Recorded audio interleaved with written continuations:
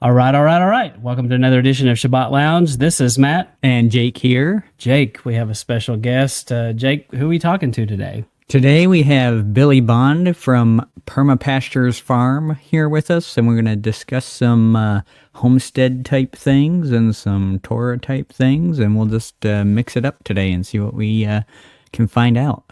So, Billy, welcome.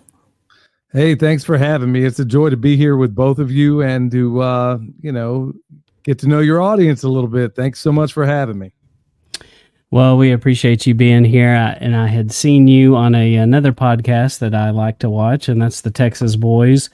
And I was like, this guy is interesting and seems super smart. So it seemed like a good fit. Jake and I dabble in homesteading, and we intend to do more of it. And our children are interested in all these things. And so we are like many other people out there that we're just interested in trying to learn how we can do it better. And you seem to be an expert about it. So tell us a little bit about like how would someone find you? Where do they go? Sure. As you said, I'm Billy Bond. And you guys have the distinction of actually getting my last name right, because usually they confuse me with Barry Bonds and they think I'm plural when I'm just singular. There's just me. He's just one man, guys. That's right. Just a one-man gang, even though I have a son that's out your way and he's doing some pretty big things too. But yeah, you can find us at Perma Pastures Farm on YouTube, I think. Now, guys, you'll have to bear with me a little bit because I'm something of a Luddite. I'm basically the guy that's standing in front of the camera, standing in front of the microphone during the podcast. But by and large, I know very little about text. It's all I can do to just operate the phone. And so, yeah, you can find me on YouTube. I hear just found out today that we had a Facebook page. Yeah. So we got that. We got the Instagram. And that's where you can find us. We're pretty easy to find. We got a website, permapasturesfarm.com, and we have the podcast, the Permaculture Pimpcast. And of course, Pimp is an acronym. It's not we basically took a bad word and tried to turn it into something good, and it was really an endeavor with a purpose. So that's where you can find us. Well, why don't you tell us what P.I.M.P stands for? Yeah, it seems a pretty awkward thing to explain. Now, in the beginning of doing all this, we've been at this for a long, long time, and I was very reluctant about having done radio I was on the biggest talk station in Kansas City for years, and I got out of the talk business because it was just filthy. I mean, it was absolutely awful. People telling you what you can and can't say, and of course, me being, I'm not completely or at all reliant on the actual radio station. I basically said whatever I thought was, basically I'd say things that at that time were really not all that popular. And it was the biggest talk station in Kansas City. So after I got out of that, I was like, I want to sink deeper into being a Luddite. I just want to farm. I want to do my thing, and I want to be invisible. And so my son had been after me. By this time, we'd moved from the Kansas City area. Actually, we were a little bit further away from Kansas City, but it was the nearest big town. And we moved from there down to Texas. And my son kept at me like, hey, we're doing some pretty unusual stuff here, man. Maybe we should evangelize this information on YouTube. And I didn't want to do it. And then finally relented and said, okay, we'll do it. So we started it, and being who I am, I don't know how to do anything halfway. So I'm thinking, okay, if we're going to do this, then let's figure out how to do it. And then after we got to doing it for a while, I was like, well, maybe we should go ahead and get into the podcast game. So going back to your question, where did the pimp come from? I used to call myself the Permaculture Pimp Daddy. And the whole reason for it was, now I'm like, if I'm going to use that term, it's got to be an acronym. And it's got to be something positive. So it stands for Permaculture is my passion. Now, since that time, I've developed a number of other passions, which maybe we'll get into today. One of them being rescuing children from child sex trafficking. And it seems a pretty unusual name the entire purpose of it was, when we first started this whole journey, the idea was to reach out for the non-traditional people that didn't even know that farming was a possibility. People that might be a little, darker skinned like me, who were never going to be told by a guidance counselor that this is a viable career path and a way to feed your family. And, most of the people I knew in the hood had always been in something of a food desert. So I'm like, okay, if there is a way I can speak to these people, speak their language without becoming lewd, and if I could do that and maybe rope some of these people in here, well, what I didn't count on was the fact that, I ended up getting rid of the moniker, the Permaculture Pimp Daddy, because I'm like, okay, it's something of a gimmick. And I'm feeling that the information that we're providing is solid enough that I shouldn't need a gimmick. Either you're going to get it or you're not. And so I basically left away from that. And so when we decided to go ahead and do a podcast, and the whole purpose for that was, there are times on YouTube where I feel like, I guess for cathartic reasons, I feel like I have to say something about what's going on in this world. Well, every single time we do it, YouTube would basically come down on us like a ton of bricks. And so I'm like, okay, I can see the handwriting on the wall. And I'm like, okay, so let's start this podcast. So my friend came up with the Permaculture Pimpcast, Eric Sider. And then from there, we ended up going with it. And I was like, all the things I can't say on YouTube, the things that are happening in this world, the things that I am bitterly opposed to, whether it's hopefully don't get you guys. I'm not sure what I can and can't say, but basically, I'll try to be as phonetic as I can. So basically, the pestilence, the manufactured pestilence, as I see it, that thing that begins with C word that I can't say, or they will basically dump your channel. Maybe they won't these days, but all the things I couldn't say, whether it was that or the Matt and I were talking a moment ago before we started airing. Matt had talked about some of the trends that are going on socially with our kids out there. Right. And I'm like, okay, I'm bitterly opposed to just about everything I see going on. How do I have an outlet to do that? And so that's what brought us into the podcast. And what I didn't expect is that, to me, I was a little concerned. I was like, okay, I know the radio business, and I'll do the podcast like I do live radio, because we're going literally at 100 miles an hour from dawn till dusk. And the only way I was going to be able to do a podcast is if I could treat it like talk radio and not have to do any editing. Mm-hmm. So that's exactly what we've done. And we try to basically drop mountains of information on that platform that we know in a million years will never get away on YouTube. So we use YouTube as a teaching modality where you can watch what we're doing, especially for the people that are looking to get into this space. And then we use the podcast to talk about basically everything.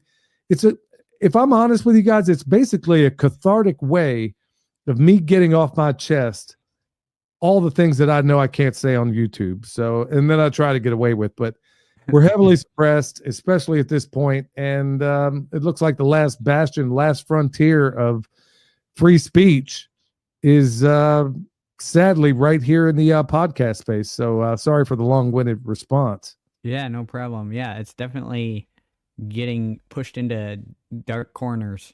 But that's where the light needs to be, right? Is in the dark corners. So hopefully that works out. But yeah, that's a good explanation. And I think too, you had mentioned needing an outlet for other things that, because we have, you have your permaculture channel, and then, but we're multifaceted people. So you have other aspects of yourself and of what you deem important, and you need to get it out there. So yeah, you kind of have your little boxes that you need to fill. Yeah. And so you got the podcast for that outlet. So well, it's good to have those outlets. Can also say too that part of it is it's funny because I know a lot of homesteaders that are in the YouTube space. Mm-hmm. I know a lot of homesteaders that do that. What I found shocking is that when you meet these people face to face, at least the ones that are legit, because sadly there are a lot of frauds out there you would be shocked if you knew the full extent of how many people are not really doing this work, but they pretend to be for YouTube. But the thing that I found most shocking is that in the spaces where you find yourself in the spaces of a lot of these people, you find out that they have the same liberty-minded worldview that I have, but they never say anything about it in the videos. Mm-hmm. And there's this fundamental fear because we treat, if I were to get kicked off of YouTube tomorrow, well, I got plan B, D, all the way down. I was into preparedness long before I ever was in permaculture. So there's always, there's not one single point of failure. But what I was finding out, and that's why it was such a joy to come across the Texas boys, because I was like, oh my goodness, man, I felt like I was in the wilderness. I didn't realize that other people out here were saying the same things, being treated the same way by the powers that shouldn't be. And I'm thinking, okay, well, maybe if I start standing up and saying these things, because I hear these people privately say a lot of what I say, but they never say it publicly. And I'm like, okay, man, for crying out loud, man, we're losing this country. I mean, we got to stand up and start saying something. I mean, you better wake up and smell the corruption, or we're all going to fall asleep drinking the hemlock. And right now, it seems like everybody's just going face first into this good night. We were talking about free speech a moment ago. And, fundamentally, most Americans don't know that First Amendment isn't just free speech. There's 5 things there: freedom of religion, freedom of speech, freedom of the press, the right to assemble peaceably and petition the government. But kids aren't taught this stuff, and nobody's talking about this stuff for the most part. And so I'm thinking, okay, if I can use whatever, I don't know, whatever celebrity I'm able to muster through this platform or whatever. Look, man, what good is any of this if we lose our country? Just like the Bible says, what good is gaining the whole world if you lost your soul? Yeah. So I'm just trying to stand up in any way I can, but I'll be honest with you guys, it's starting to become something of a frustration, because all my life I've been doing this, whether it was on talk radio or whether it was on a job site. It was like I was always standing up for people that won't stand up for themselves. And I've come to this realization that I really believe, I honestly believe this in my heart of hearts. Now, this isn't going to be encouraging to a lot of people out there, but if you want me to keep it real, I will. Point of it is, find me another country in the history of humanity that has ever hit this level of depravity and decadence that has ever corrected itself. Yeah. Okay. Yeah. Now, I lost $300 worth of knives because I said that on my podcast, and then some smart aleck had to bring up Nineveh, and I was like, okay, well, they still got dealt with, Yeah.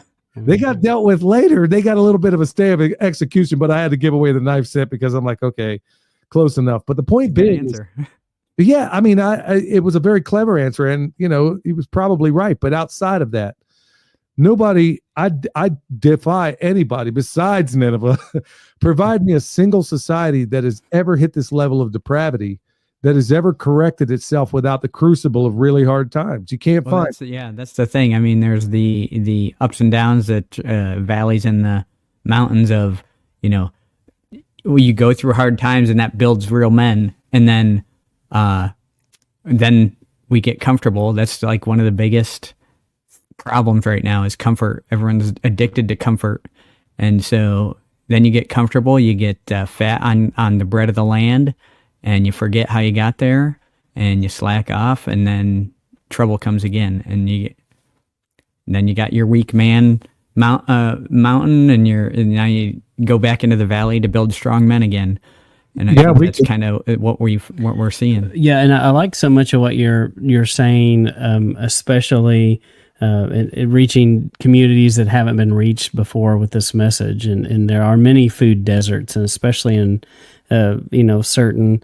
I mean, and we see it everywhere. And there's so many people that don't know how to eat right. They've never been shown. That no one has ever taught them how to do these things or how to farm. Those things have been lost, and it used to be so ingrained in us. I grew up in a culture where we gardened and we saved our seeds, and my grandma used mayonnaise jars or whatever jars she could find, and she saved those seeds and would label them, and next year she had seeds to put out again. And that's something that's been lost, and we need to restore it. But you're right about the country, and we can't save this country with political means and political parties. The things that we have to do are teaching people the truth, and teaching, even things like having men learn what it means to train up another man. There's a lot of people that raise boys. Yeah. And they're just raising little boys that grow up to be little boys, and instead of raising men who know how to be strong, independent, and can do things on their own. And but anyway, we applaud what you're doing, and I like the name. I like how when you tell somebody, they're like the Pimp Cast. So, I like that. Yeah, I like when you. Sword. It is a double-edged sword, because some people will not even give it the time of day. You would be shocked at how many people will not come on my show because of that name. And I'm like, well, examine it a little bit. Let me tell you that it is, in fact, an acronym. But, to your point, Matt, there was a guy with a whole lot of sense. There are no political solutions for spiritual problems. Yeah. That's a fact. I mean, it really is. And I'm seeing as something of a historian, I can't help but see the overlay of every great culture, society, all the way from Babylon till now. And I can just overlay ancient Rome. There was an article that came out years ago on LouRockwell.com. It was Schumpeter's Rome. And in every single, I'll put it this way in a nutshell, we're doing in just over 200 years what it took the Romans 2 millennia to do. Yeah. I mean, everything from the debasement of our currency, depletion of our soils, you name it, every single metric, the depravity of the people, and where good is bad, and bad is good. I mean, What does the Bible say about that? Woe to those who call good evil and evil good. And we've hit that place. So, it's a joy to at least know that there's guys like you all out there that are doing some incredible things. And Matt, also, I will say, as a little side note, food deserts aren't just in the hood. I want to make sure I point that out. Yeah. We were living in DeKalb, Texas when I was down there, and that's where my son is right now. And you know what? One of the worst food deserts I've ever seen in my life were in the rural places in America. Yeah. I mean, where, obesity is rampant. And in addition to all that, you go to any grocery store, like in DeKalb where we were, they had a Brookshire's, and I mean, it's just rotten stuff on the shelf and, junk food. I mean, that's really that's by and large what everybody's into. So it's not, that's what I didn't realize when I came on this journey. It wasn't just the people in the hood. It was all the people that I knew in the rural environments that are honestly some of the worst when it comes to, you ain't going to find a Whole Foods out in the middle of rural Texas. No, and they're not even interested. I mean, and it's partly the culture. This culture I grew up in. Yep. I grew up West Texas. We cotton farmed, and if you know anything about that, we used a lot of chemicals. Yep. And we didn't mask, or this was the 70s and 80s, and before safety protocol kind of became a thing, but people out there, when you talk to them about organic, they're like, "Oh, you can't do that. That's dumb. Why would you do that? That doesn't work." And they just can't have it. They will not listen to any of that. They think it's nonsense. Well, they better wake up and think about it now, because I mean, our number one export in this country is soil. Yeah. We export more soil down the Mississippi than any other thing, than all products combined. So that's one of our biggest products is lawn grass too. Yeah, and that's ridiculous. Yeah, I mean, we got everything. We know the price of everything and the value of nothing. That's really the society that we've become. Mm-hmm. And when you hit that level of depravity, this is why we've taken another tact in how we do things. Is like, more and more on our program, we're making sure that, number one, make sure you're spiritually prepared, number one. And then right after that, you know what? You might want to think about having some beans and bullets on hand with the way things are unfolding. Yeah. So, sure. Yeah, there's a combination of a number of things. I mean, it's crazy out there, but, we're not given a spirit of fear, but a power and love and of a sound mind. So when we get down to text all this stuff. That's right. And I'm still convinced that the majority of people out there, especially in certain areas, are good. That if you break down on the side of the road, somebody's going to help you. There's still quite a bit of just good people out there, but I think they're quiet and they but they're there, and but we appreciate you doing what you're doing, and that's pretty fascinating. And I agree what you're saying about the deserts. They I believe in the little town we live in. It's kind of like that. I mean, there's some grocery store here, but it's all they can do is build fast food, and you see people just live off of fast food. They live off convenient, as Jake was talking about. If it's convenient, it's in a box. They like it.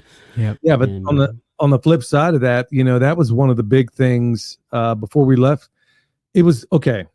As a permaculture farmer and designer, as what me and my family are, you could not sell a chicken for what it should have been worth, not in any of the rural environments. I mean, the truth of it is, going right back to, we know the price of everything and the value of nothing. I mean, everybody we knew would eat hot dogs every night for dinner, but you had a $80,000 pickup. Yeah. So it was like it's like we got everything backwards. Everything is inverted. It was like, yeah, this guy would, I mean, you're eating the worst food in the world. You're feeding your kids the worst food in the world, but you're worried about, you this. got that stuff though. Well, I knew guys even when I was back still in the electric trade back there. I knew one guy in particular had a boy that was suicidal. And I'm like, hey, here's a couple of Christian-based books that you might want to look at. Oh, I don't need to look at that psychobabble. But he sat there actually, he was from Oklahoma, and if it would floor you how much time he spent figuring out all these trade magazines, which is the best truck to get. So I'm like, okay, well, it seems like your priorities are in line there, but maybe misaligned. That's the thing. I think, as a country, our priorities have just tanked. And I think that's, again, it goes back to the comfort thing. It goes back to, whatever makes you feel good, do it, that kind of thing. And like you were saying, I think we're seeing ourselves in the middle of a Romans 1 judgment situation where Yah says, if that's what you want, I'll let you have what you want, and we'll see what you get from it. Go cry out to your gods and see what they see. Call on them and see if they save you. And I think that's kind of where we're seeing ourselves. I can't help but wonder if this isn't the strong delusion that the Bible talked about, because it's like, if we're not there, I think we're definitely on the road to it. If I'm sorry, I don't mean to go so dark here. I'm just trying to impress upon the people look, first and foremost, you got to have your soul prepared. Amen. But after that, you might want to be seriously thinking about, I mean, I could give you I could probably fill volumes from the top of my head of all the different signs and symbols and all those things that are unfolding just from economics, where you can see this thing falling apart. And I just don't understand how the Lord can bless a country that is responsible for the dreadful things that are going on right now and being champions of it, even, all the way up to the highest echelons of power in this country. Right. So, I mean, if you know anything about history, even from a secular point of view, you have to know that it doesn't bode well for any society that engages in the things that we're doing right now. It's just amazing to me how long-suffering the Almighty must be to let us go this far down the road. I often wonder, how bad was it in Sodom and Gomorrah that we aren't? I mean, I don't know what it was like. I can imagine, but it's hard to imagine how much worse it must have been than this. So yeah, I've seen a lot of people saying, eventually he may owe Sodom and Gomorrah an apology if he doesn't intervene here. So, it does seem like we're headed down a bad path for sure. But I want to kind of redirect us if I can. And so we talked about, on our channel, we talk a lot about, our faith. We do a lot of study, and we also, when we interview people, we always like to hear their story. And, I think you've got an interesting story, and we'd kind of like to hear how you went from normal Christian to kind of what you do today. And I wanted you to share that with us. Sure. I grew up, I kind of got to give you a little bit of background. Early on, my mom and dad were both convicted felons. They decided to go on a bank robbing tour with those two, I mean, this is like straight out of like Hollywood, Brazen, Arizona kind of stuff. They decided they were going to go on a bank robbing spree throughout the country with 6 kids in tow, and they got away with it for a while. So early on, I was raised, me and my 5 brothers, we were raised by a recently widowed grandmother in a small town in Pennsylvania, and she was a member of the Church of Christ. Oh, Well, hey. Yeah. That's what I grew up in. Yeah, so that's what I grew up in too, Pennsylvania. I'm sorry? So Matt grew up in Church of Christ. I grew up in Pennsylvania. So I grew up in Pennsylvania. Yeah. Well, that's where I grew up initially, was in Coatesville, Pennsylvania, just outside of Philly, about 30 miles. So, and then also Lancaster, which nobody but people in Pennsylvania know how to pronounce that word. It's that's Lancaster. Right. Lancaster, yeah. Yep, Lancaster. So grew up around there. And, early on, and then ended up in Oklahoma when my mom and dad finally got out of the joint. But, growing up with my grandmom there, single grandmother, it's one of those situations where you don't know that you're poor. The only meat we ever ate was organ meat, and it was disgusting, but it was, she kept us alive. And so mom and dad got out of the joint. We basically all moved to Oklahoma, like something straight out of the Beverly Hillbillies. And out there, if there was any, my 2 oldest brothers, coming from the background, by every metric, we should have all been in prison or dead. Well, my 2 oldest brothers had something of a religious background, although I would call it something akin to being Baptist. And then we get out to Oklahoma, and then my mom and dad, or my mom was Catholic, my dad was probably agnostic at the time. And so there really wasn't much in the home at first, outside of the church bus that would come out on Sunday. Windsor Hills Baptist Church, they'd come pick us up, and then we'd go there. It was just a way to escape the the mayhem that was going on at the house. That's another story altogether. But anyway, that was really my early on, any upbringing I had was basically from that. Well, I'd go to the Army. Long story short, there's a lot that goes on between there. But after I got out of the Army, went back to Oklahoma foolishly, and just kind of went wherever I was invited. So I found myself in another Baptist church, but I kept seeing these things that just didn't make sense to me. First of all, the whole notion of dressing up to go to a church just didn't sit well with me, and for a whole bunch of reasons. And it turned out to be, I was very turned off by it, because it wasn't like you go into the door, the first thing out of everybody's mouth was, "What do you do for a living?"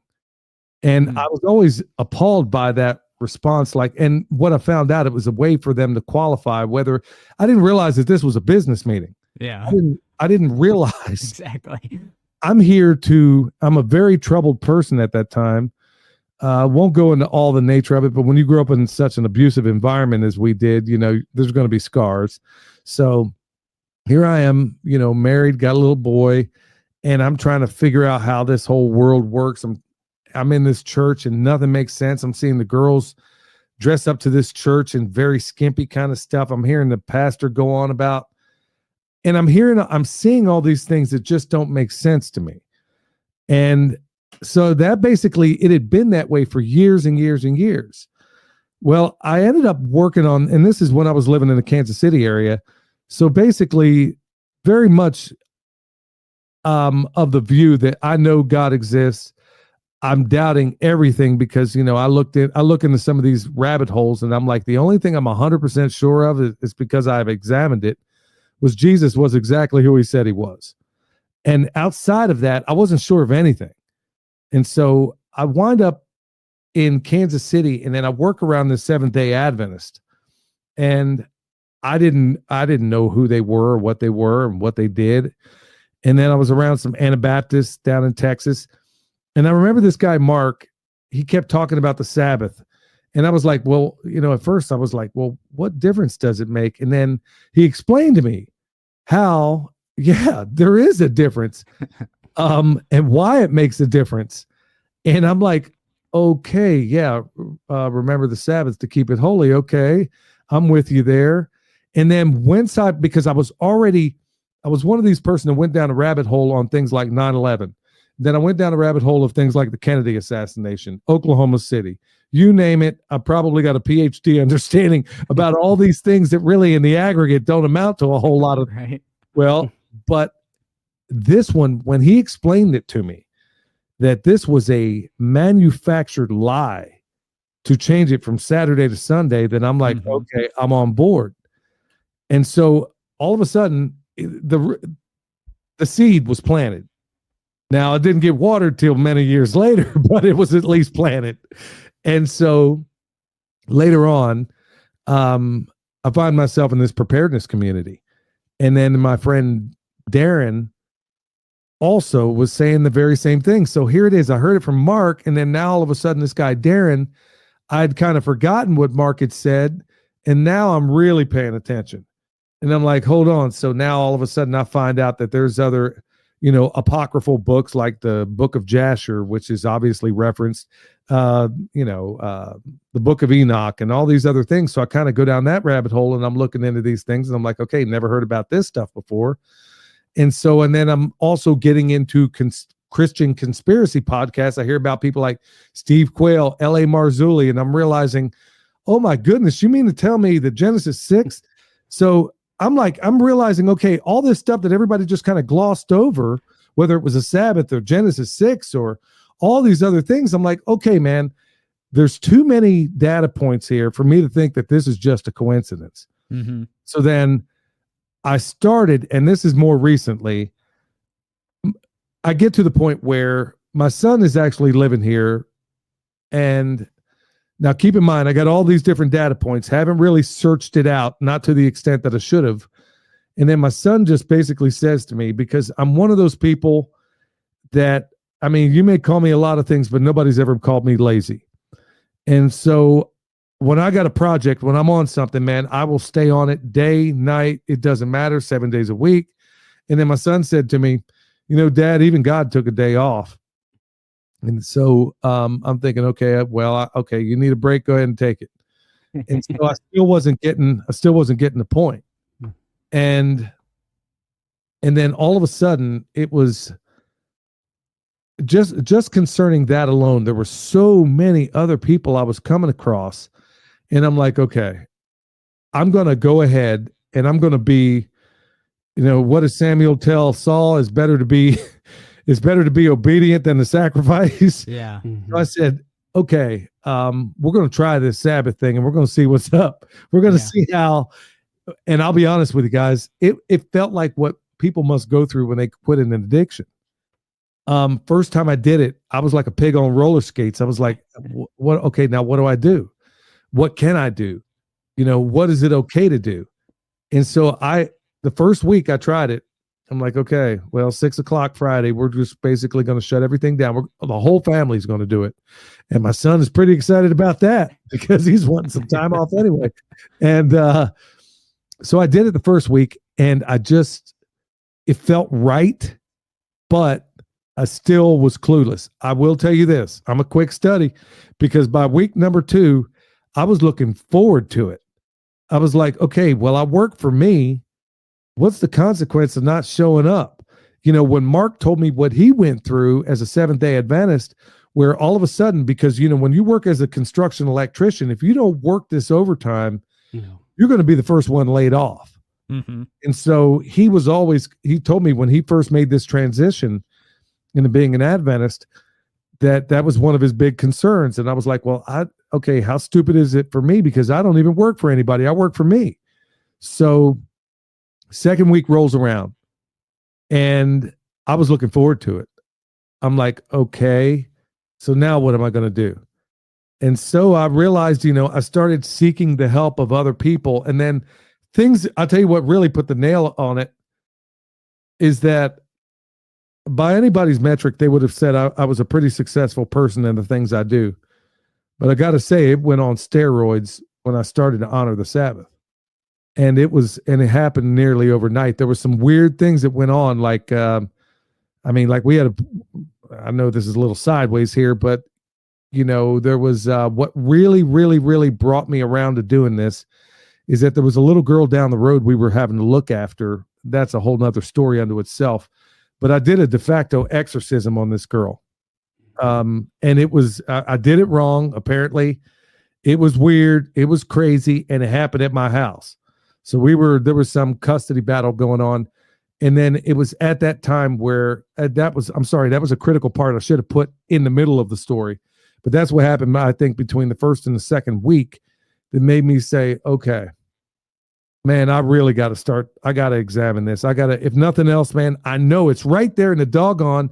Look, I am just aggravated at that point that all my life I'm sitting here, like so many other things, believing a lie, and a manufactured lie at that. This was done on purpose. And I'm like, okay, so I don't know much about anything else, but I'm going to get this right. This is one that is not hard to miss. It's easy to do. So that's exactly what we started doing. And it was like the broken pieces that, in so many different ways, the broken pieces seem to start coming together by taking that time. I'm having better ideas for the farm. I'm having better experiences. Things are falling in order. And then all of a sudden I find myself kind of drifting away again. Like, okay, I'll just do this one thing. No, that's not how it's supposed to go. Mm-hmm. So all of a sudden it was like the Lord would do something to get my attention. Like, nah, how long suffering must I be concerning you? Yeah. So that's basically the beginning of the journey and where we are right now. I'm not as well acquainted as I ought to be. As it's almost shameful that, I can tell you pretty much anything you want to know about certain aspects of farming, but there's certain aspects of my faith that I still regretfully have lots of work to do. And I'm working on it and I'm doing it and I'm making it a daily thing to where I'm trying to get, but you know what? I know I got a lot, I'm now the next thing is okay. I got the Sabbath thing down. Now what's next on the list? So that's where I'm at. I'm basically realizing that here I was thinking I had merged from Plato's cave regarding all these other things, not realizing that the most obvious thing was the one I was just painfully absent and didn't know about. So once again, sorry for the long response, but that's basically so far. No, that's great. I think that, most all of our audience are Sabbath keepers, and we can all relate. And, there's so much freedom. I grew up in the Church of Christ, and I went to Church of Christ Seminary, which was like a private Christian school in Lubbock. And, but it was always taught to me that the law was bondage. And when I started keeping Sabbath, I'm looking around going, I don't understand why this is bondage. This is pretty awesome. Well, why haven't I been doing this longer? So, there's a lot of freedom and it's just hard to argue. It's hard to say that's bondage once you experience it. You can't. And, for us, we do what you might call Torah observant, or, that. So not only do we keep the Sabbath, we eat biblically clean, and we keep the feast. And kind of like what I think I heard you say at one point, we studied Christmas and Easter, and we're like, whoa, wait a minute. I've been doing that my whole life. I don't think I'm doing that anymore. And so then we found out that the Father had these festivals and these Moedim, these feasts, and he appointed them and said, hey, I want you to meet with me on these dates and hang out. We're going to hang out on these dates. And then the fact that they line up exactly with Yeshua and the Messiah, and how, the plan of redemption. And, it's like, well, why would I do a fake festival that I've made to point to the Messiah when I've already got real festivals that point to the Messiah? Sadly, that's where I was. And this is almost embarrassing for me to admit. If you read the Two Babylons by Alexander Hislop, and he explains basically how in 312 AD, basically Constantine got a hold of things in Rome and said, okay, we got all these different factions over here. Let's go ahead and make a little hodgepodge of a religion where you all get a little bit of. So the Christians, we'll throw some in here for you, and then for you Babylonians, guess what? Your goddess Ishtar, we're going to turn it into Easter, and then your fertility rituals with bunnies and rabbits and rabbits and eggs, the whole 9 yards. Here's the embarrassing part, is that I could tell you chapter and verse how all that stuff began. Now, there is a great deal of argument concerning, the tree and the Christmas tree. I don't care whose version you pick of that. It's all pagan. I mean, it doesn't matter which one of them's right. But sadly, I could tell you chapter and verse about all those holidays. And I know it's all a journey for everybody. But honestly, the Sabbath was one of the ones I got on least. And it was like you said a moment ago. It's like, okay, where's this been my whole life? Because I look forward to it now. It's like I'm kind of setting things up. I'm like, okay, sun's about to go down. It's about to get real. Yeah. I'm actually, I'm gonna, it's my goal right now. I'm trying to memorize all of the Psalms. Okay, and that's a goal that I have. And I'm like, okay, well, Sabbath is a pretty good time to maybe work on some of that. And then every single day I work on it a little bit more. But I'm like, okay, that's where I really put in the lion's share of some of the things I'm trying to do in that regard. But it's astonishing to me how I could be so awake regarding so many other things, even from a biblical standpoint. I don't know where you guys stand on some of this Genesis 6 stuff, but I was honestly pretty upset about the fact when I'm finding out, hold on, man, you mean to tell me that there's another version of this? That it wasn't Sunday. Yeah. I mean, when I find out all this stuff, I'm finding out, and like I said, the Sabbath was one of the things that should have been the easiest for me to get on board with, but sadly, it was the last. Well, I think that's your journey, like from our standpoint, from a lot of the people we've talked to, isn't all that uncommon, actually. I think a lot of people, I mean, even in my family, first, the pagan holidays was like kind of the first thing that kind of jumped out.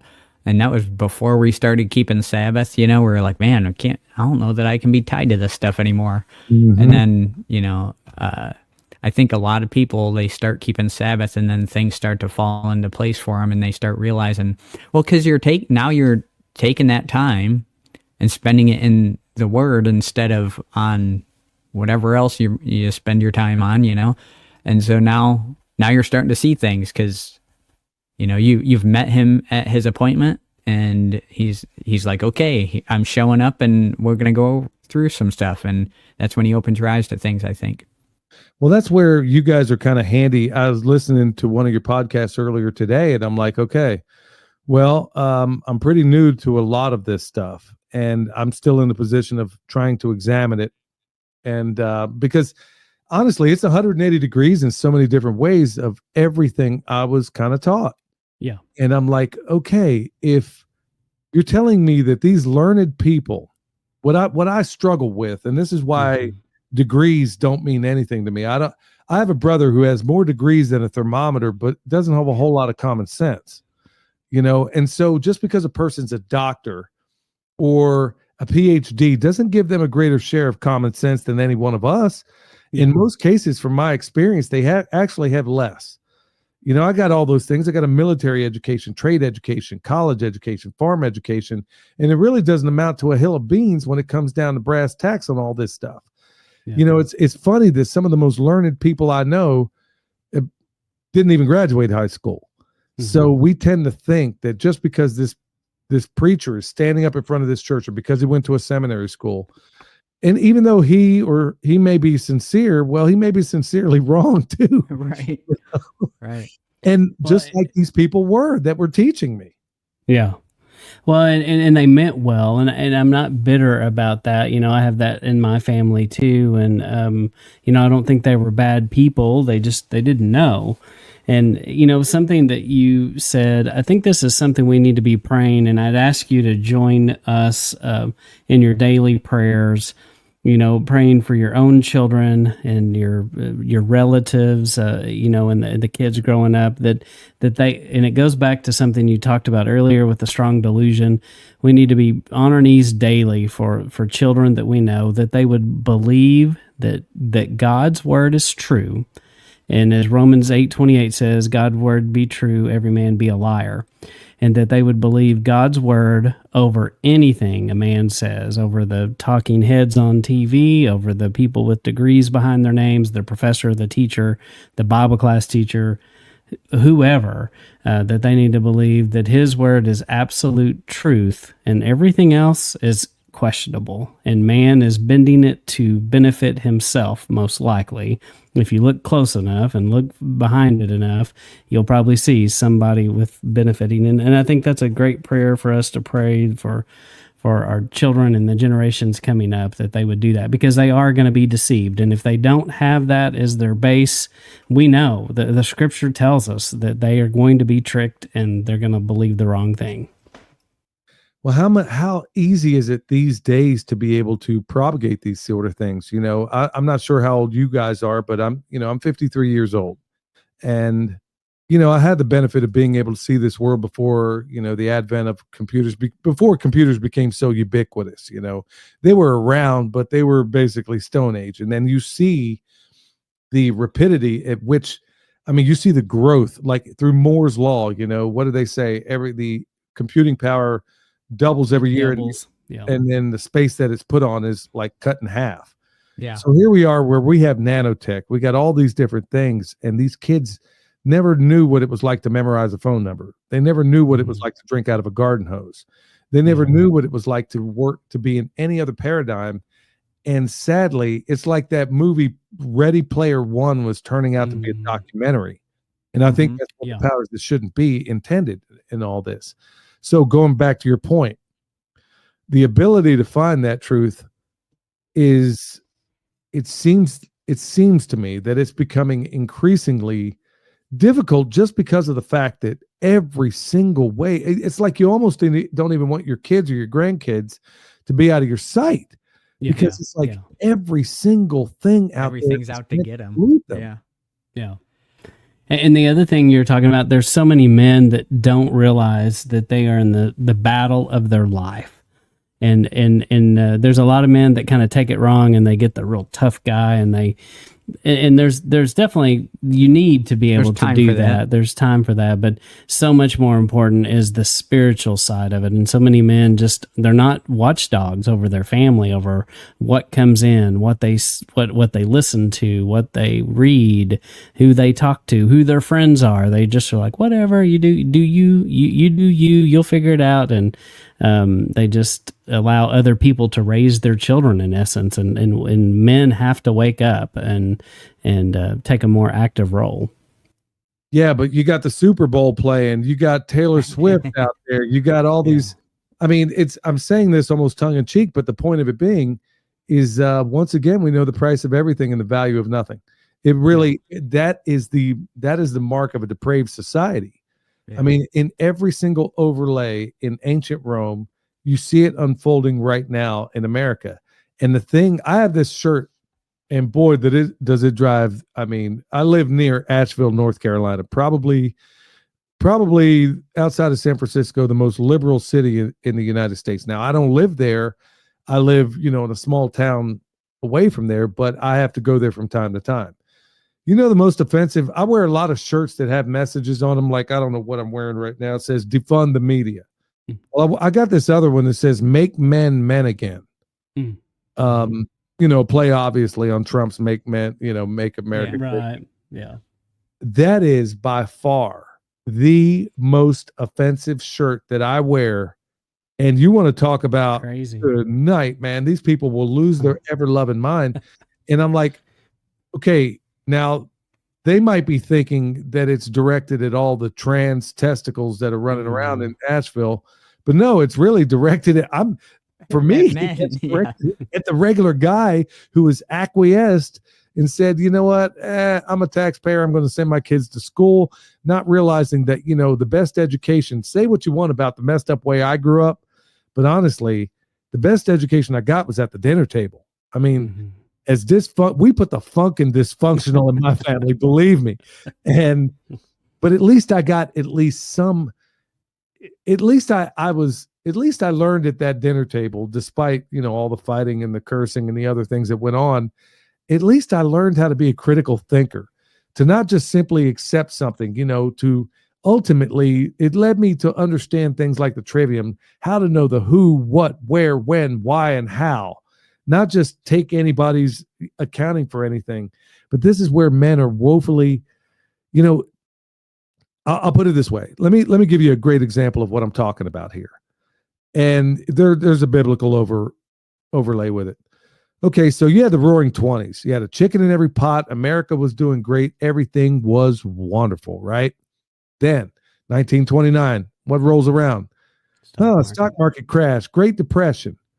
We lost, nobody ever talks about this, but we lost anywhere between 8 to 10 million people to starvation during the Great Depression, but you never hear about those numbers. Then all of a sudden, what happens? Whether contrived or otherwise, I tend to believe the former. All of a sudden, World War II breaks out.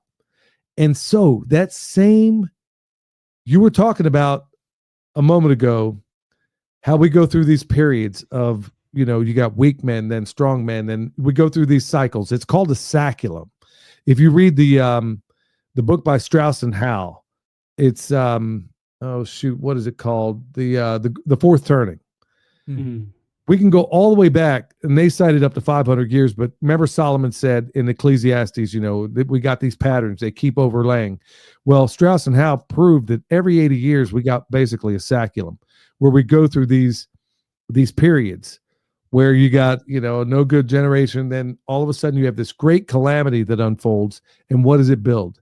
The greatest generation in that 80 years. Well, that's exactly what happened with the Great Depression. What did it do? That same generation that was at the end of a saculum, that was considered good for nothing, ended up becoming what some call the greatest generation. And what created that generation? The crucible of really hard times. That's right. Adversity makes men, prosperity makes monsters. Well, we've been pretty prosperous for a really long time.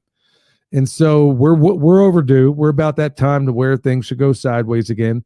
But going back to your central point, that the only way to fix depravity is the crucible of really hard times.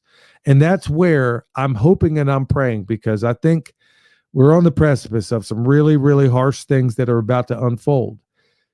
This is going to sound pretty morbid, but there's a part of me that's almost welcoming it, because I know that there can be no healing, that men are not going to be what they're supposed to be until they are called upon, the same way that same teenage generation in the 1920s became the greatest generation during the Great Depression. So I hope I was coherent enough on that. I don't know that I painted it well, but no, I 100% agree with you. And that's another thing that I pray for, especially some children in my family that I know, and you probably have children like this too, that they're growing up in a pretty cush environment.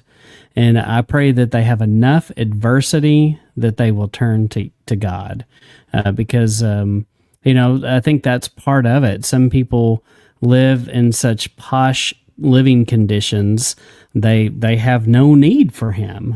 Everything is taken care of, everything is provided, and then some. And so they have no room for him. And we need some adversity in our life. Discipline is good. And we have a society that runs away from discipline, but it always makes us better. Well, we run away from the pursuit. We're victims of comfort. Yeah, that's really what we are. We're victims of comfort. It's funny, if you ever spend time in a third world country, or what people call a third world country, it's pretty astonishing. You'll find out that these people, the same things, the creature comforts, the things that we enjoy, the things that we quote love, are basically absent there. But how is it every one of these people, to a person, seems fundamentally happy? Yeah. They don't have the concerns, they don't have the running water in many cases. They don't have the hot water. I remember being near a tribe in Panama one time, and they were in dugout canoes, and they were alongside the Chagres River out there. They were still natives, very, very native at that time. They were the happiest people you'd ever want to meet. But by any Western standard, they were third world. That's why I think we got it backwards. I think we're the third world. I'm surprised some of these countries aren't sending missionaries to us. Yeah. I mean, it really seems like it ought to be Yeah. going the other way around. But yeah, I mean, sadly, it takes, to come full circle with this thing. It's what it's going to take. But honestly, I think had that 1920s generation, my grandparents' generation, had it gone on the way it was, it would have been a complete wreck. It would have never developed into that greatest generation. Now, do we have another, where do we go from here? I don't know. Is America on the precipice of falling? Well, I don't know if that's the case, but our dollar certainly is. Yeah. We can look at this in 10,000 different ways, but fellas, there's almost a side of me, and I don't want to sound morbid when I say this, but the truth of it is, I know what the antidote is. I don't want to take it. I don't want to drink castor oil, but I know that if there's going to be any kind of recovery, we have got to have, I mean, even our homeless people are overweight in this country. I mean, they got cell phones.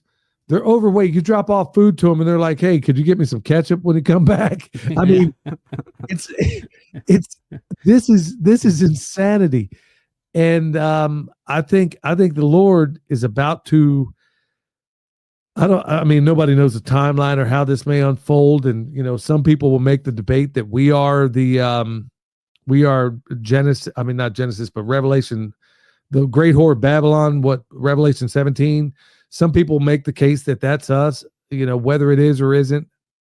I think a case could be made either way, but the point of it being, it doesn't end well, no matter how you stamp it out. I don't see the good end of this rainbow. I mean, how many times did Israel have to go sideways? I mean, these are the people that saw the Red Sea part. Yeah. The same people are building calves. I mean, there's a whole story behind all this. Yeah. You just saw what happened. You saw these unbelievable things. And, I often thought that, man, I wouldn't have been one of those people. Oh, yeah. Well, maybe you would have been. Maybe it would have been, Maybe right? Might have been.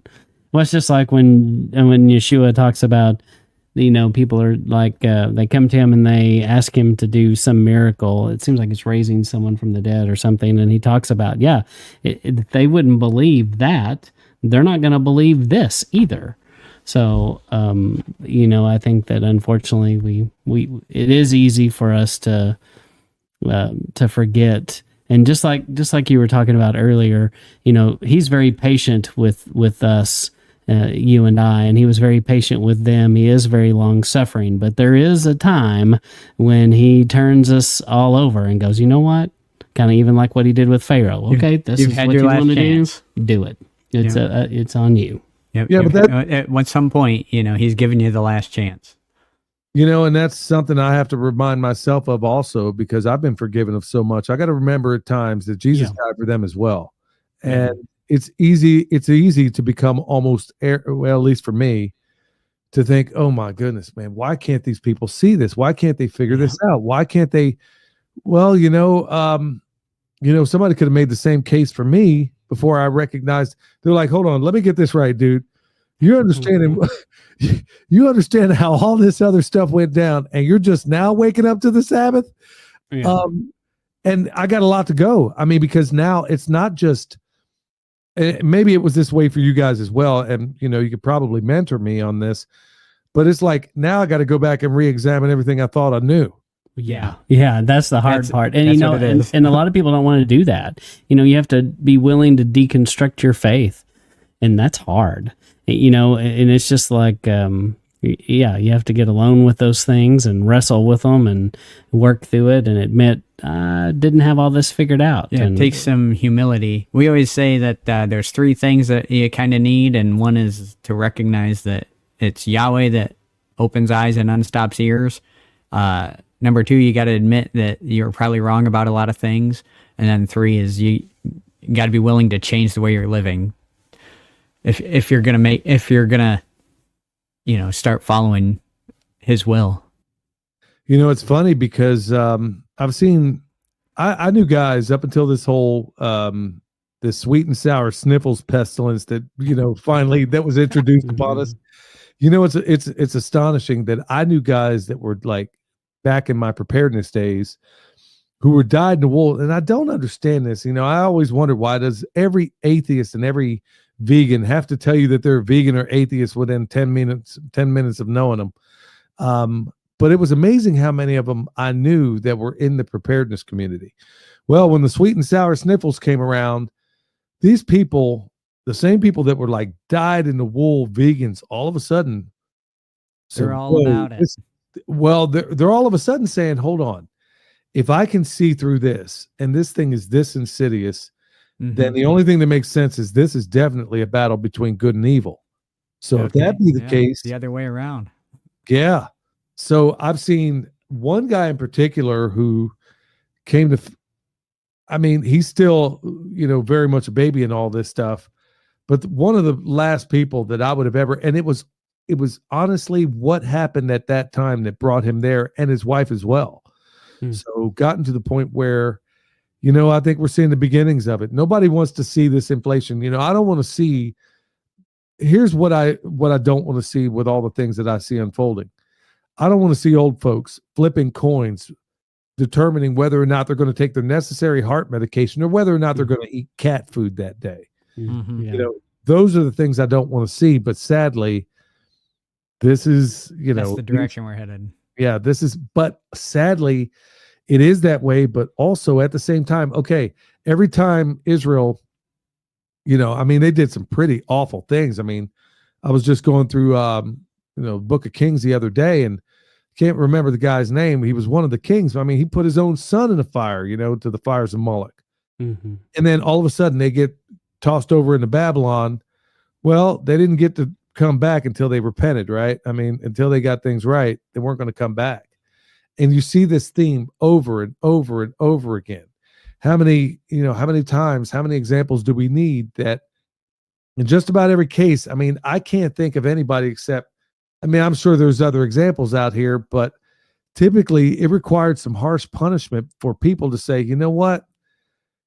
You know, gee, I really got it wrong here. You know, you may wind up with, you know, what were they told when they were in Babylon? Build houses, get comfortable. You're going to be here for a while, nephew. You're going to be here a while. So, but what did it do? They straightened up, and then it's just like you said, we see this. It's almost like a sine wave, you know, it's everybody's on the straight and narrow. Things are good. Then all of a sudden it goes sideways, but here we are, you know. Yeah. What's kind of odd this time around is, well, I don't know how many of these I've lived through, but it just seems like, you know, you would think, okay, well, they're poisoning everybody. Well, they'll wake up for that. And then they don't. It's like, oh man. It's like, and then, okay, they're doing this to your kids. Oh, everyone's going to wake up now. Nope, they don't. And it's like, man, what's it going to take for people to wake up to what's going on? Touche. My wife and I had that very same conversation, because I was like, okay, every bar that I set that would wake people up and make them say, okay, enough, they've crossed every single bar. The only bar they haven't crossed 100% yet is the firearms thing. And, you know, somebody said, well, they come after the guns. That's what, you know, I seriously disagree. You'll say it's funny. It's all the people that had the guns that were like, I can't leave my house. It's like, you have the guns. What do you mean you can't leave your house? Who's keeping you in your house? It's ridiculous. Yeah. So that's exactly what I'm getting at. I mean, they come after your kids. They're saying, okay, we're going to put this pestilence in the shot schedule now. And, you know, I don't know where you guys stand on any of that stuff. I mean, I have a pretty firm grip on it. We're against it all. I suspected that might be the case. I didn't want to be too presumptuous, but you know, the same people that were like, oh, you do this, you cross this line. And it's like every time, it's like that kid, that bully on the school ground, cross this line and we're going to fight. Well, they cross the line and you make another line that's further back. And so we keep acquiescing and they keep advancing. And this is once again, you know. Yeah, when your red line doesn't mean anything, then. Yeah. And, you know, it's like no matter how bad it gets, but, you know, sadly, you know, this is what it takes. And that's how you know it'll happen again, because no one cares to get to the bottom of it. and no one cares to, for accountability with it. So they're like, okay, well, that worked. We might as well just keep doing it. So, Well, just remember though, I mean, it's not, it's funny how these things work, because think about it. The World War I generation. So what was that, from 1914 to 1919, basically? The World War I generation thought that all the kids that ultimately served in World War II were just no account, weren't going to amount to anything. Well, it took those hard times to make that happen. yeah. Now, I don't know what to say in this case. I mean, they weren't dealing with people that were changing their genders, for crying out loud. This is the kind of hermaphroditic stuff that went on in Babylon, Right. and in ancient Rome even. And then here it is. We see the overlay happening exactly right now. So I'm just hoping and praying that the Lord just gives us a stay of execution, so to speak, because we don't deserve it. I mean, all of us, man, it almost makes it's me a good time to get right with Yah, It's a good time to repent and read your Bible while you can. Yeah, well, you can, and you better be burying a lot of it in your heart too, because I mean, I'm very, I won't go into any details, but we're very prepared here. But a whole lot of people that went into captivity were prepared too, so you better bury that word in your heart. Yeah, that's the thing. It's like you can prepare all you want, but in the end, make sure your trust is in Yah and not in your stuff, that you're preparing with. It has to be in Him, Yeah, I couldn't agree more, because I'm thinking, okay, well, what if they were to take you away? Let's think about this for a minute. Let's say they were to nab all three of us and they threw us in a camp, which, anybody thinking that that's not possible, well, examine a little bit of history and it might just very well happen, especially now. So let's just say that happens and we have no access to the word, at least in a written form. Well, the only access you would have is what you put up here and what you put in your heart. Yeah. So that's part of the reason why, I mean, there's just this, I just hope and pray it doesn't happen. But if it did, it would be nice to know that, at any given time in my mind or to myself, I can start at Psalm 1 and say, blessed is the man that walketh not in the counsel of the ungodly, or standeth in the way of sinners, nor sitteth in the seat of the scornful, but his delight is in the law of the Lord. And then maybe if I could go through all of that, because it gives me comfort. Right. Every single time I say that. There's a lot of biohacking that I do around here. One of them is cold showers. And the only way I get through it is when I'm reciting the psalm as I do it. I know this sounds crazy. I know it sounds weird. Look, man, I don't like cold water and I don't like being in there. But the only way I'm able to extend it is like, okay, I'll start with Psalm 1. I'll stay in there long enough until Psalm 1's over with. And then let me go into Psalm 2. Why do the heathens rage and the people imagine a vain thing? Okay, I'm there. Now let's go into Psalm 3. You know what I'm saying? It gives me comfort at a time where I'm imposing discomfort on my own self when you get in freezing cold water. Well, maybe I might have to do that very same thing again, where I'm locked up with you boys somewhere that maybe we don't want to be. And the only comfort we have is the only comfort that's worthwhile. And that's the one that we bury in our hearts and our minds. Yeah. Amen. What a great challenge to memorize scripture, and you're in good company when you do that. So many great men and women before us have done the same thing, and I applaud you for doing that. That's a worthy endeavor for sure.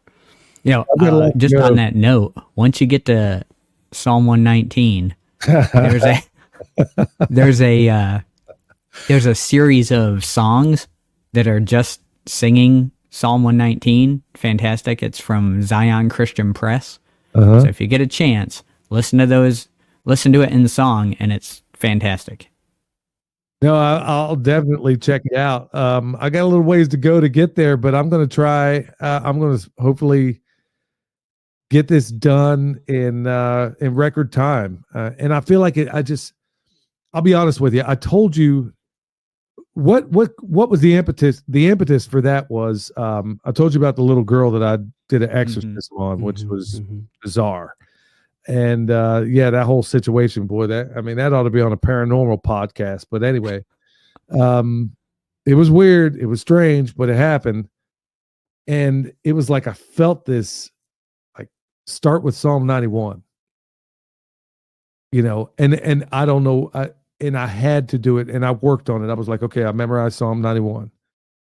And it's not like it's some talisman, don't get me wrong, but it was like,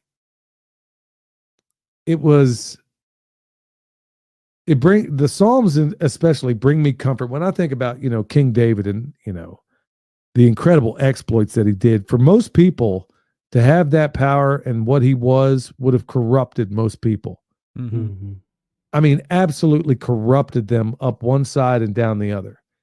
And then look at what is in that Psalms. I mean, he's spilling this is a king, and he's spilling his guts. He's talking about crying so much that he's wetting. I mean, he's practically bathing in his own bed. And you got a king that could demonstrate that level of humility. And I'm thinking, okay, boy, you got a long way. You got a long way to go. But yeah, Psalm 91, I started there, and then I'm like, okay, well, maybe I better start from the beginning. So yeah. So that's exactly, that was quite an adventure. But yeah, it was that thing with the little girl that made me get right with put out the impetus of me starting with Psalm 91 and then kind of working forward from there. Yeah, that's great.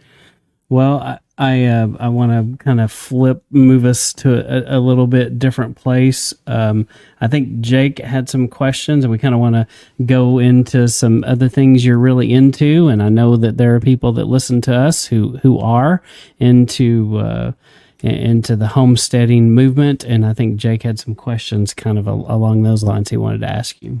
Yeah, so why don't you just real quick kind of share a little bit about what you do on your homestead and kind of the type of content people find on your YouTube channel. Sure. You got no shortage of YouTube channels out there. So one of the things that we've been trying to do from day one was, how do we feed all of our animals for free, which is exactly what we do. And one of the gateways into doing that is using a method that instead of sending our son off to college, we sent him to Australia to go learn under the very best, Jeff Lawton down there. And then, instead of, even though he had a full ride scholarship to college, we're like, okay, yeah. So we sent him to Joel Salatin. We sent him to the Earthship Academy. We sent him to all these different places. So basically he has a PhD understanding. We basically use him as our emissary to go out and find the most cutting edge stuff in the world, bring it back here. We cross-train each other. So then my wife does a soils course, and we do the same thing. So I said all that to say that our claim to fame is that we try to show everybody how to feed everything for free or for as little money as possible. And so through the gateway drug, which is probably chickens for most people in most homesteads, we use a method, and we've used a method, and we're probably, well, without a doubt, the foremost experts on this planet. It's called the chicken tractor on steroids, where it provides all the chicken you could use, all the eggs, a cubic yard, at least 1 to 3 cubic yards of compost every single week. The only difference is, and it runs entirely on compost and food scraps. The only difference is that in that system, the more holistic you become, the more it requires out of you. So it is heavy in terms of how much your involvement is. But it can be done. And these are one of the things that we're trying to evangelize in terms of raising our chickens and all the other things, is that as the cost of everything gets higher, we're trying to show people modalities in which they can still feed all of their animals and essentially their families with very few inputs. So that's really what we do. We focus also on, one of the things a lot of homesteaders are missing are the perennial crops.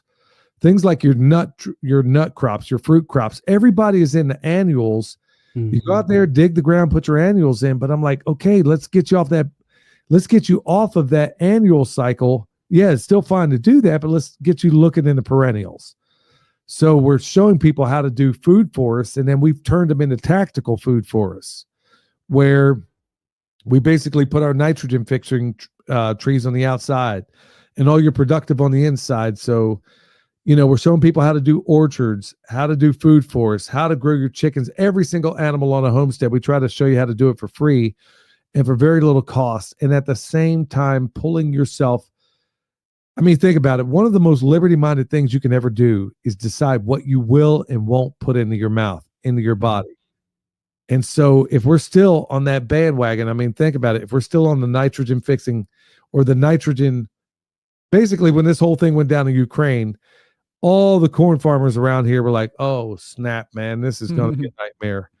And so it was, but we use systems where you require no reliance on any of that.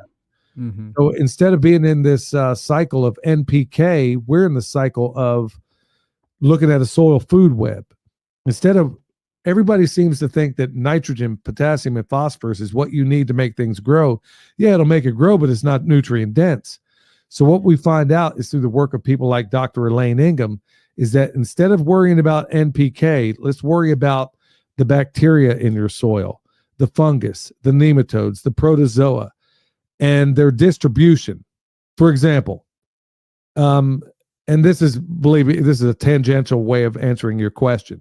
So instead of going out there putting NPK on the field, we say, okay, what does it need? Let me go ahead and test this soil. Let me look under the microscope and see what's wrong. Well, I'll tell you what I'm going to find in just about, okay, you guys are in Texas. I'll give you what you find in Texas. Go to any farm field out there, send me a sample, and I can already tell you that you're going to have no fungi out there. Right. And you're going to have mostly bacteria. And if you have any protozoa or any nematodes, they're almost certainly the parasitic type. They're not wonderful. So I would take that sample and say, well, gee, what do I need for it to be ideal? Let's say, okay, if it's going to be regular, if you're going to go out there and put a row crop in, well, in the perfect world, if you have a 50-50 distribution of bacteria and fungi, you're probably going to have a bumper crop. We know that. It's not guessing. This is a fact. So nobody has anybody that's a commodity farmer. Nobody tells them this. They tell them, no, you go out there, you go get a bank loan to go get your seed, go get a bank loan to go for your fertilize, all this stuff. But nobody tells them that, hey, there's a way off of this roller coaster, and it's learning about soil life, how to cover the soil, how to use your animals, how to run them in a holistic way to where we don't forget this sustainable stuff. We're talking about regeneration, the way the Lord intended it.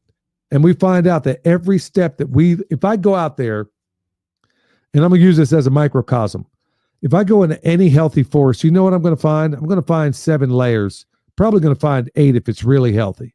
I'm going to find an overstory, an understory of trees. I'm going to find a shrub layer. I'm going to find a vine layer. I'm going to find a ground cover. I'm going to find roots, and I'm going to find an herbaceous layer. And then if I'm really lucky and if it's really healthy, I'm going to find a fungal layer. So I'm going to find 8 layers. That's how the good Lord set it up out there.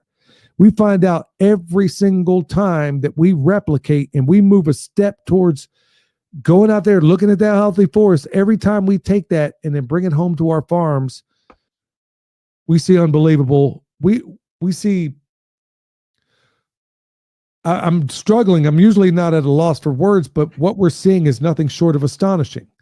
So instead of going out there putting man-made chemicals out there, no, we go out there and we replicate what we see and how the Lord set it up. And then we go out there, we walk around and say, okay, I want to see how this is done because I want to take it back to the farm and replicate it. Every single time we do that, good night. Everything becomes that much easier.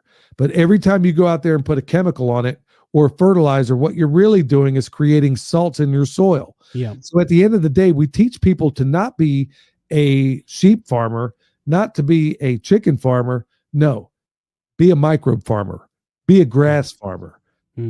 Work at those fundamental things. If I worry about that bacteria, fungi, nematode, and the distributions, and I find out, okay, gee, how do I straighten out this pasture that's denuded of a soil life? And we find out that in a single season, we can straighten it out from where it is to where it should be in a single season. It happens that quickly if you use the critters that are down in the soil that are supposed to be there. So that's exactly what we're doing, and we're teaching people how to do this. Maybe you don't have microscope skills like us.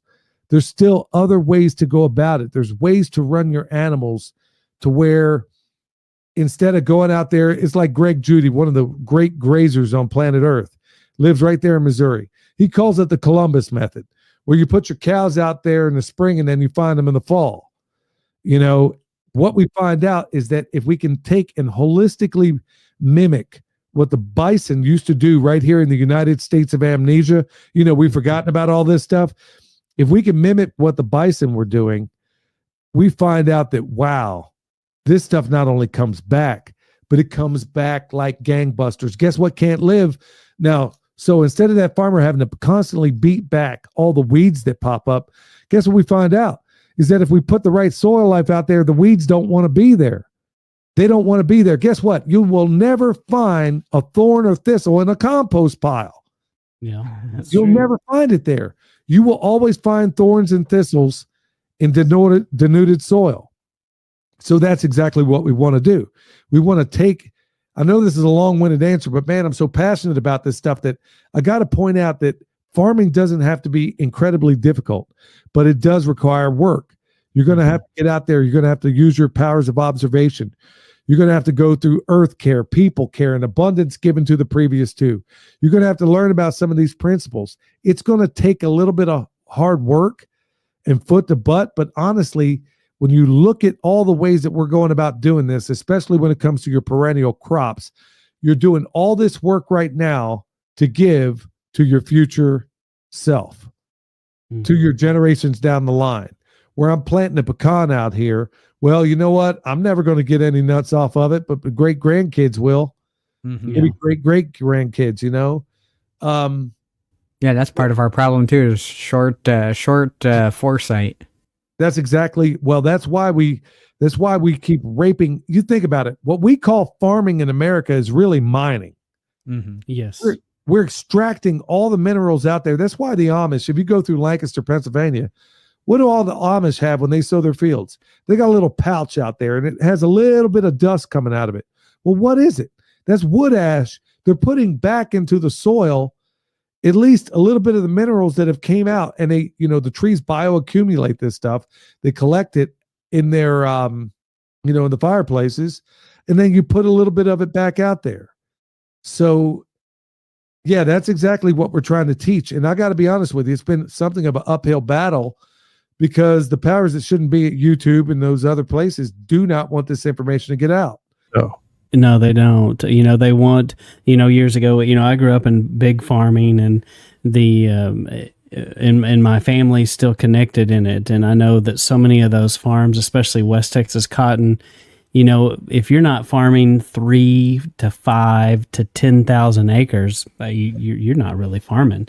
And basically they just become CEOs of these little companies, and they'll go get millions of dollars every year to loan out, and they just kind of barely pay it back, maybe earn a little bit, but the fuel people see them coming, the insurance people, the people that make the tractors, you got to go, and all that keeps pushing bigger, and it's gotten ridiculous. And so I hope that we will see a time when the family farm and smaller units can make a comeback. And I think we will, because people are tired of the junk. I do think more and more people are waking up to, hey, I've got to eat different. I need to learn how to do some things different. And I hope that more people will wake up to these realities. I'll tell you one more thing is that I think we should redefine what a farm is. You asked the great Joel Salatin. I mean, he's my mentor, he's my friend, and he even wrote the foreword to my book. He, without a doubt, in my judgment, is probably the greatest farmer in world history. I don't even think there was a close second. Anyway, Joel said, I remember, if you ever do a tour with him, he'll ask you, what makes a farm? And then you see everybody standing out there perplexed. And then he'll kind of make you sweat a little bit. He'll say, what makes a farm? And people stand there, they're putting out what answers they think. And then he'll finally get fed up and he'll say, the farmer. That's what makes the farm. So we tend to think that a farmer is a guy that has 1,000 acres, 100 acres, maybe even 10 acres. But you know what? We can redefine farming as being even a person. If you produce anything, you're a farmer. So if you're growing mushrooms in your closet, you're a farmer. If you're growing microgreens in the spare room in the house, you're a farmer. If you got that that zone 1 garden on the way when you walk into the house, you're a farmer. So when you redefine it in those terms, makes farming a little bit more accessible to everybody out there, I think, is that everybody, when you have, and man, this is astonishing. There was a guy, he was a widower, as I recall, and he lived outside of LA. They were, and they basically had a third of an acre. They produced 6,000 pounds of food on a third of an acre. It was he and his 3 children. So much food, in fact, that they had to sell it, like have a farmer's market out there, or just flat out give it away. Well, we've done the same thing here. Now imagine, instead of going through Tyson and all these other conglomerates, instead of relying on those, what if, let's just say the 3 of us lived in a neighborhood. Let's say we lived in a city, in a neighborhood in the city, and can't grow it all at my place, and you guys can't grow it all at yours, but we can all grow a piece. So let's say I got a postage stamp backyard, and all I can get is 2 fruit trees. So let's say I grow an apple and a peach. And then you guys each decide, okay, I'm going to grow a pear and a pomegranate. Somebody says, okay, we're in Texas, I'll grow 2 different kinds of figs. Well, between the 6 of us, my apple tree alone, when it's in production, is going to produce more fruit than all of our families combined that could eat. Okay. And think about it. Another cool thing with apples is that it's getting ripe at a time of year where everything else is kind of dying back. And then if you grow the right apples, like let's say an Arkansas Black that can keep for about a year, well, gee, you got some longevity in there. You got other apples that maybe you put away. Now, okay, you guys got pears, you got peaches, you got all these other things. And this is what we got to get back to. Yeah. So it's like the fingers of your hand. Maybe I'm the thumb and I just grow this and this. Maybe I don't want to milk cows, but the lady down the road was. She does. Well, maybe I get my milk and my cheese from her, but she gets all of her beef from me. Or maybe she gets her eggs from me or her chicken, whatever the case may be. These are exactly the enclaves, the mutual assistance groups that we have got to start doing. And frankly, the worse the inflation gets, I think the more we're going to be forced into doing this very thing where our food is better. It's cleaner. I can't do anything about the stuff they're dropping from the sky, but I can do something about whether or not I buy from Monsanto. Yes. So, yeah. And that's the only way we get around it. So I want to encourage folks out there to redefine what you think your definition of a farm is, because everybody has this idealistic notion of what a farm is. We think it's the guy sitting on a tractor doing. No, it doesn't have to be. It can be your closet. It can be your spare room. That's what a farmer is. Yeah, that's good. Yeah, that's good. Yeah, I like that. So you had mentioned you have all kinds of different animals on the farm, and you also talked about you had a video out where you said that essentially you showed how much meat you would get if you took your cow to the butcher, and then you open up your freezer and you're like, it's pitiful, right? So, so on those lines, you had mentioned working toward, butchering your own beef and that kind of thing. What would it take for someone to get to that point where they have where they're able to butcher their own beef? Because it's a big animal. I mean, I do a deer, but what different kind of things would I need to do that? Yeah. Well, I know how to do all those things. I'm a classically trained butcher from the local pig in Kansas City. And so I know how to do all those things, but here's the downside. Unless you have a way to hang that beef, you got problems. And so It's not accessible for most people. What you can do, if you'd like, take it into a slaughterhouse and you'll get it back. They're probably going to steal a fair amount of that meat. And I've talked about just how much. Now, I would have done that cow myself, and I should have. I should have just told them, look, just, slaughter, gut, skin, basically eviscerate, and then I'll come and get the halves and do it myself. Well, the 2 hardest things to find in this world is an honest mechanic and an honest butcher. And these guys will rob you up one side and down the other. Or they'll make themselves feel better, like they'll steal some choice cuts you don't know about, but they'll give you ground beef of somebody else's cow that they stole it from. It's a sleazy business. But to get to that point where you can do it, what you kind of need, and I saw some mobile versions of this. In fact, I just saw one last weekend. It was fantastic. You could have hung 4 sides of beef in there, and it was a mobile unit. All they did was took a boat trailer. It was crazy. Put a CoolBot air conditioner on it, and then just kind of made a structure around it. And then, of course, they had a rail system where you could hang the cow on the gambrel. What makes a cow more challenging is that you really ought to let this thing hang for a while, let that meat kind of come around a little bit. Now, there's going to be debate as far as how long you could do it. You're lucky in most cases. They'll tell you that they age it a week or two. In most cases, you're lucky if they did it a couple of days. And you can usually tell that if you can look at the side of the beef and determine whether or not there's a pellicule on the meat. Mm-hmm. Anyway, to get to that point, what you would probably want, you're going to need a means in which to hang that meat. Now, what you could do is you don't have to make it a very big structure. And let's say instead of hanging a whole side, you could break it down into primal cuts and then hang each one of those cuts and then give it 3 weeks to a month. And that way you're drawing all that moisture out of there. All the enzymes are going to work. That meat's getting more and more tender. These are all the things that you can do on a homestead that you can't necessarily do, that you can't really trust them to do in the slaughterhouse. So, and then plus, if you do it in the slaughterhouse, I mean, we're homesteaders. We're in this thing to try to save as much money as possible. Well, if you leave that animal in there for, let's say, 30 days, or you're taking up locker space, and so the time, they're going to charge you rent for that. Mm-hmm. So, yeah, if you can quarter that animal up and then do it on your place, that's even better. But honestly, these days, I'm encouraging everybody, if you want to get into a larger animal, consider sheep. It's the, or deer. You know, you got to go out and go hunt the deer. But if you want I process a sheep the same exact way I process a deer.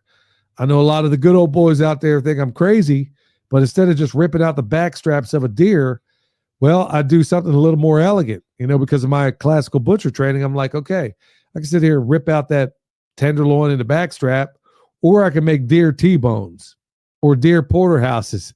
You can do that. And it's instead of taking that whole loin, I mean, it's a more elegant way of doing it. In fact, I do have a video of me breaking down a deer like that and making some pretty awesome cuts that most people will never see on a deer. But it's never going to happen. You're never going to find a Dorper sheep or a Katahdin sheep in a butcher shop, not even a high-end place. The only way to get this meat that is absolutely sublime, in my opinion, is to grow it. So it's also one of the best gateway 4-legged animals outside of rabbits to get you into doing it. But yeah, as far as getting to do a cow, you're going to need some way to hang that animal. Yeah. Well, and we do the Dorper sheep here, and we do take it to a butcher, but my children are interested in maybe one day, trying to process on our own through, they've watched Jake, and my youngest has killed a couple of deer and skinned them on his own, and so he feels like he could probably do do a sheep because it's pretty much the same process. And I do know that when we take it to the butcher here, he charges more to process the deer for the deer hunters than he does the sheep. So that it's a little bit cheaper, and he can work us in a little bit better. We kind of have to work around the hunting season. We know that we can't take him one during hunting season because he's booked. Yeah. So we kind of do it, and sometimes we'll even call him and make sure he's got an opening, and that works. But yeah, we would like to eventually try it on our own. Well, deer is a little more difficult, and I'll tell you why. Because when you process a deer, when you do a sheep, the awesome thing about it is there's almost no silver skin, nowhere near as much as there is on a deer. I mean, you have all that connective tissue, and if you leave it on there, let's say you make a roast, like every hind quarter in a deer, okay, you got a rump roast, you got a chuck roast, and you got steaks in there. You got a sirloin, depending on how you cut it. But you're always going to be dealing with that silver skin. So it's more difficult to process when it comes to deer. But it is a very, very elegant kind of meat. I would highly suggest anybody wanting to know how to do this, I got free videos over on my YouTube channel of doing deer and sheep, and I do them exactly the same. In fact, I think if processors, they got to be able to get them through quick. You can't Right. take the time to do it the way I do. But if you really want the most elegant way of doing this, I'm talking the stuff that you would see at fine dining. It doesn't take any longer. It is easy. I mean, you can follow me step by step for the most part in the videos that I put out there.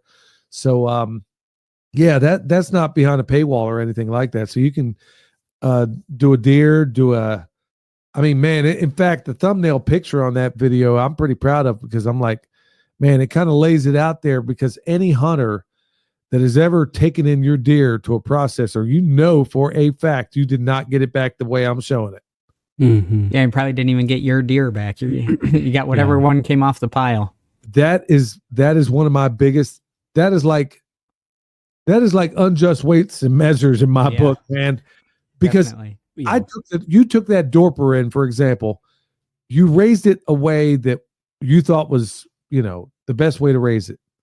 Or that deer, I took real careful when I skinned him, not to get into the metatarsal gland, or to make sure that animal was cooled off as quickly as possible. I made sure of all those things. And it's the biggest slap in the face when I bring in my deer and I'm getting back somebody else's meat, or like that cow you saw in the video. I was furious and that's why I came out with that video. Like, let me tell you about all the cuts these butchers are stealing from you. You're not going to tell me a hanging weight of half of a steer, and you're going to tell me I get back 113 pounds of meat for half a steer?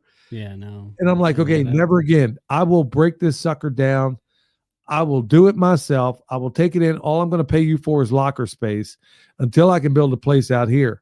Yeah. But sadly, this stuff goes on way more than you know. So, I mean, what if you're a person that, let's say you raised a grass-raised, grass-finished cow. Okay, so let's say you took 28 months to do that. That takes a while. A grass-finished, I mean, you're looking at 28 months. And then all that meat that I get back under plastic, you mean to tell me it came from Joe Blow down the road that was, finishing them on corn?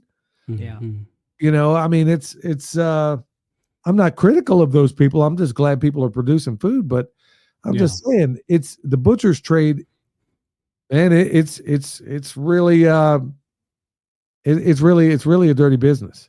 That's interesting. Yeah. And I can testify to, how you finish an animal. We had a Dorper, and some friends wanted one, and they took one and raised it, and they fed it grain. They fed it a lot of corn. And when they butchered it, they shared some of that meat with us, and it was weird. It was super greasy. It had a wang to it, and we actually I think we ended up making it dog food. We've got 4 great Pyrenees, and so they were happy to have it. But there's such a difference in what you feed the animal and how the meat is, and there's a huge difference with the grass-fed animal for sure. You'll always know. I'm sorry. Go ahead. No, go ahead. You'll always know. Okay. Here's a telltale sign. I can tell you whether or not that animal was raised on grain in a feedlot just by one little test, and you can do it. It works on chickens, works on just about every animal. If you can take your hands and put them under warm water in the sink and wash it off, that animal was raised in the most. On chickens, it's easy because if the fat is yellow, that is always a wonderful sign. That yellow fat is sublime. It is absolutely wonderful.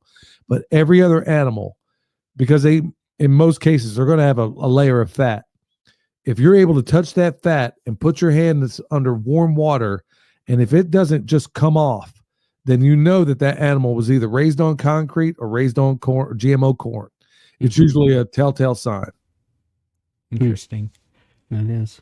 Along those lines, before I get to my last question, just because it kind of ties in with what we're talking about, and also circles back to where we started with Sabbath. I heard an explanation that kind of went this way, and the example was using farm animals. So take those sheep that you're raising special, right? And you have say you have 7 sheep that you're raising, and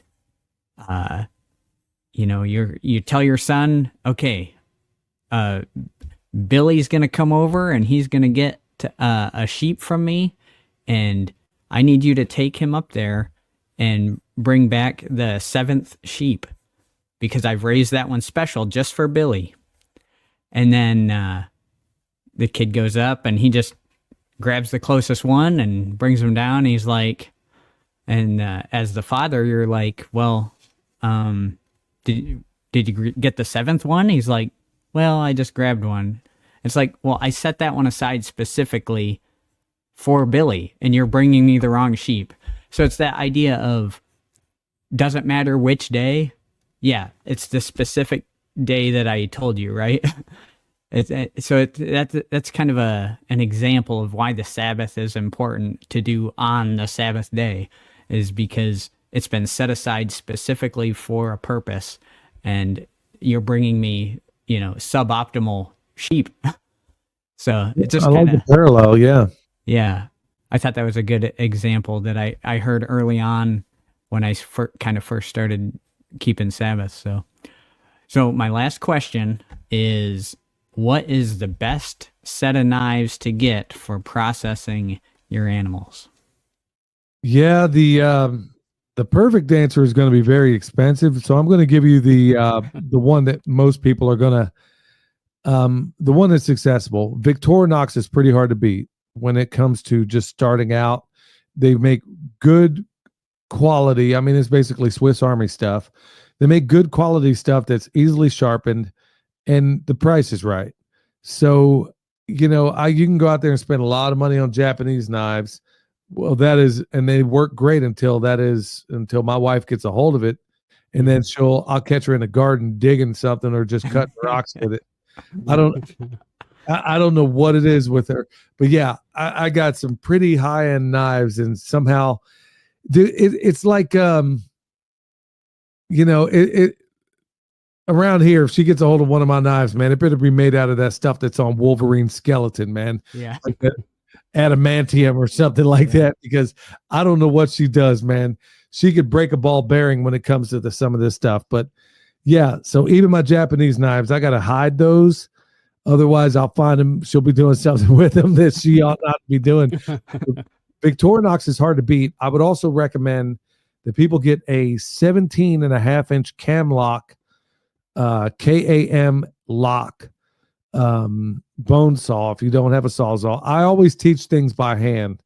I don't use any electrical gadgets or anything like that, because I'm like, okay, if you can do it by hand, you can always go the other way. But right. Honestly, I see too many people, when you cut an animal down the sagittal plane, which is basically down the middle of the spine, if you don't know what you're doing with that sawzall, man, I've seen some disasters going left and right. So if you do it with a handsaw, it teaches you a little bit more respect for that animal.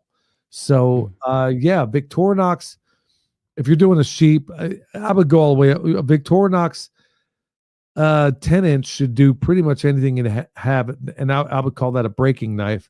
Victorinox 10-inch, and then a Victorinox 6 or 8-inch flexible boning knife.